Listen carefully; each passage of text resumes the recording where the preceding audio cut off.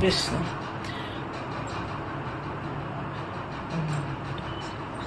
পঞ্চপঞ্চাশ অধ্যায় দুলৰী নন্দ আৰু গোপৰ আলোচনা কৃষ্ণ উকনি গদতি শুনা কুৰুপতি বাট বৃষ্টি যেবে গৈলা কৃষ্ণৰ আশ্চৰ্য মহিমা দেখিয়া সবেও বিস্ময় ভৈলা ও ৰাম নন্দক আৱৰি গোপগণে বোলৈ শুনানন্দ মহাশয় তোমাৰ পুত্ৰ যেন যেন কৰ্ম মনুষ্য এন্তে নহয় সাত বৰিষৰ শিশু কৃষ্ণইটো দেখা কৰ যেন লীলা সত্যাকীৰ্তি কৰি এক হাতে তুলি পৰ্বতক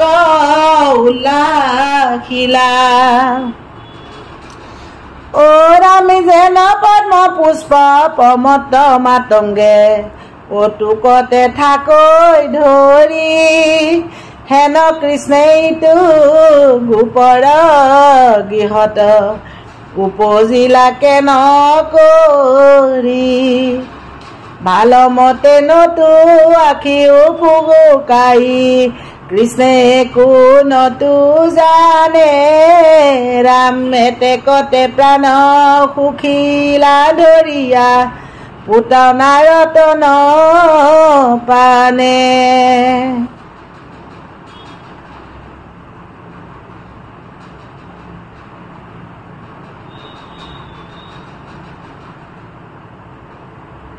দ্বিতীয় মাহৰ শিশু কৃষ্ণইটো মাওক নপায়া লাগ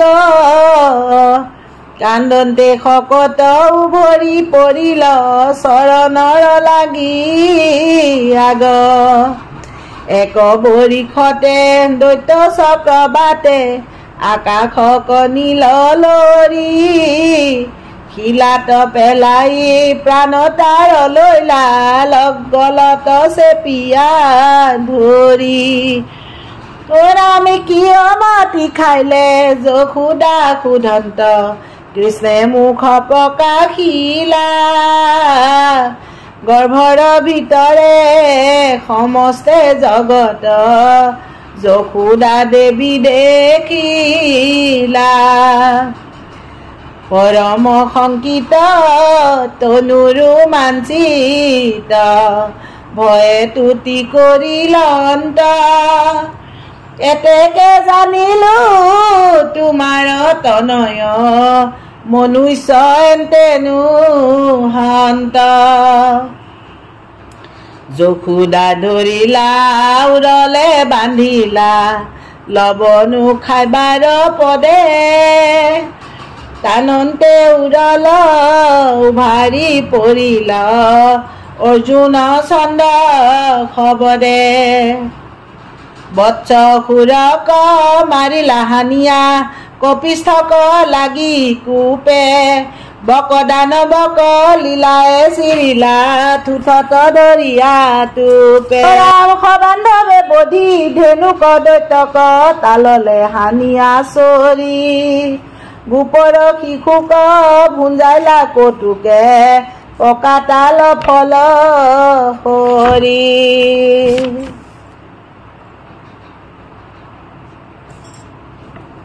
ৰাম বলুৰ হাতত উগ্ৰ প্ৰলম্বক মৰাইলা হালিলা কৰি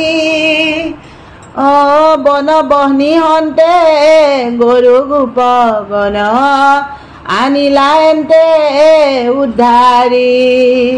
কৃষ্ণ কৃষ্ণ দুৰ্জন কালিক দমিয়া হদৰ খেদাইলা এন্তে নিকালি কৰিলা নিবিষ জল যমুনাৰ শিশু মহাবন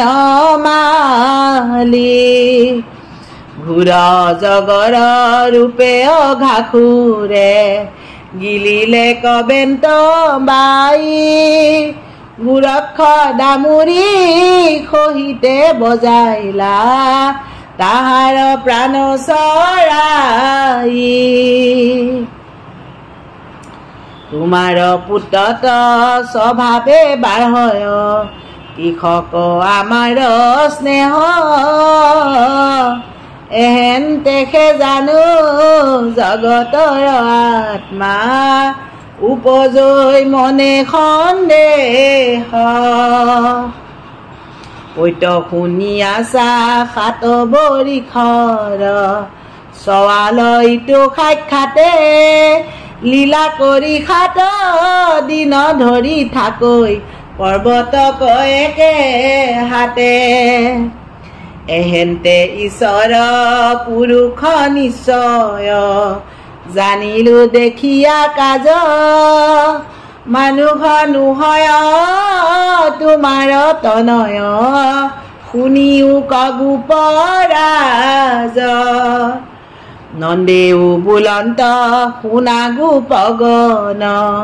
এৰিও শংকা শিশুত গুপ কৰি গৰ্গে কহিছা মাত উত্তৰ গুণ বহুত সৈতে শুক্ল বৰ্ণ তেতা তৰাতুল দাপৰে আছিলা শ্যাম আবে কৃষ্ণ বৰ্ণ ভৈলন্ত যিহেতু তাহানে খে কৃষ্ণ নাম তোমাৰ তনয় ভৈলা কদাচিত বসুদেৱ গৃহ জাত বাসুদেৱ নাম হৈবে কয়তেকে তোমাৰ পুত্ৰ প্ৰখ্যাত নামৰূপ আন বিস্তৰ আশয় গুণ কৰ্ম অনুসাৰে অনেক কল্যাণ সাধিবন্ত এন্তে বকুল সমে তোমাৰে এই পুত্ৰ হেতু অনেক দুৰ্গতি তৰি বাহা মহাশয় সন্তক পালিব দুষ্টক নাখিব তোমাৰ ইটো তনয় তোমাৰ পুত্ৰত প্ৰীতি বাঢ়ৈ যাৰ এক চিত্তে কৈ ৰতি পাপ শত্ৰুতাৰ নিসঞ্চি হৈবেক পাইবেক পৰম গতি হেন জানানন্দ নন্দন তোমাৰ পুৰুষ মধ্যে উত্তম অচিৰি যশ কীৰ্তি পৰম প্ৰভাৱ গুণে নাৰায়ণ সম হেন গুপ্য কথা কহিলন্ত গৰ্গে পূৰ্বত মুত নিশ্চয় এতেকে জানিলো নাৰায়ণ অংশ বৈছে মূৰ তনয় হেন জানি সবে শংকা পৰিহৰা নাহি আত অন্য অথা সমস্তে গোপৰ গুচিল সংশয় নন্দৰ শুনিয়া কথা নন্দক বেঢ়িয়া প্ৰশংসা কৰিয়া ধন্য ধন্য গোপৰাজ ও কৃষ্ণকো পৰম ভকতি অৰ্চিলা যতেক গোপ সমাজ পৰম হৰিখে গৈলা ঘৰা ঘৰি কৃষ্ণৰ মহিমা শুনি ও ঈশ্বৰ কৃষ্ণৰ চৰিত্ৰ ৰাজাত কহিলন্ত শুক মুনি কৃষ্ণৰ চৰিত্ৰ সম্যকে অমৃত শুনি পৰীক্ষিত ৰায়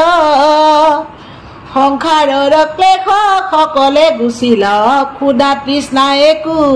নাই মখ ভংগ খংগে ইন্দে বৰিখিল বকুল মাৰিবু বুলি ভকত তাৰিলা গিৰি গোবৰ্ধন এক হাতে জিতু তুলি কৃষ্ণ ৰাম কৃষ্ণ পৰম লীলায়ে কৰিলা হাসুৰ মহেন্দ্ৰ দৰ্প ঘূৰ হেনয় কৃষ্ণৰ চৰণ তনিতে ও পীড়িতি বাঢ়ু কমূৰ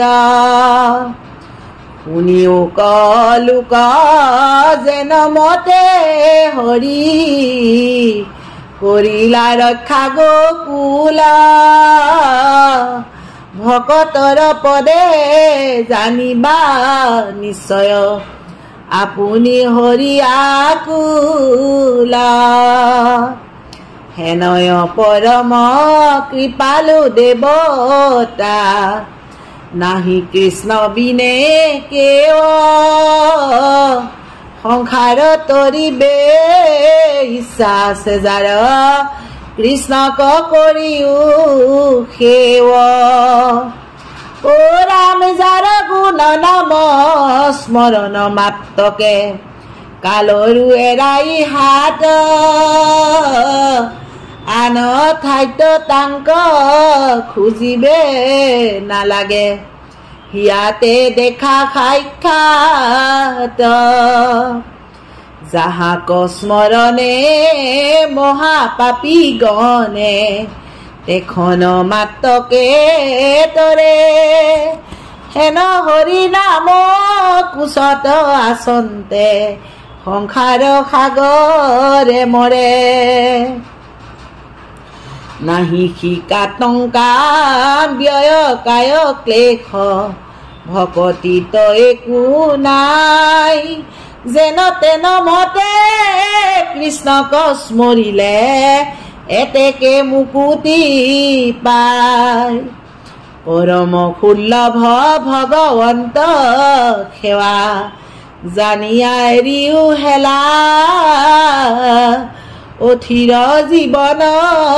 কেতিক্ষণ যায় ও মৃত্যু মিলৈ কোন বেলা আউৰ কি ভাৰতে মনুষ্য হুইবা এৰিও কইটো আশা তিলকতে ইটো লোক এৰি ঘূৰ যমপুৰে হৈব বাসা ও ৰাম হেন জানি বিঠা কথা পৰিহৰি তৰিবাৰ কৰা কাম কৃষ্ণৰ কিংকৰে ৰচিল শংকৰে ডাকি বোলা ৰাম ৰাম